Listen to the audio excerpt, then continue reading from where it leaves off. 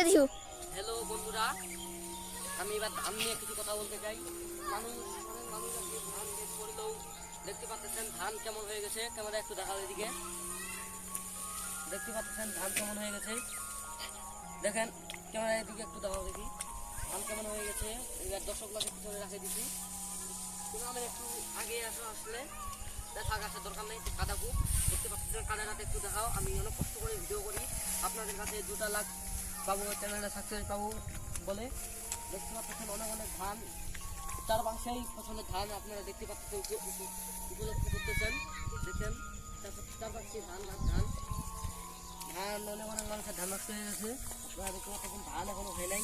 অনেক মানুষের দেখেন, অনেক মানুষের ধান এখনো দেখেন, দেখতে পাচ্ছেন অনেক মানুষের এখনো ধান হচ্ছে, কিন্তু অনেক মানুষের এখনো ধান হয় নাই। এদিকে এদিকে হয়ে গেছে, 2-3টা ছোটো হয়ে গেছে, ওদিকে এলা হয় নাই। আপনাকে আমি বলতেছি ওদিকে এলা হয় নাই ধান।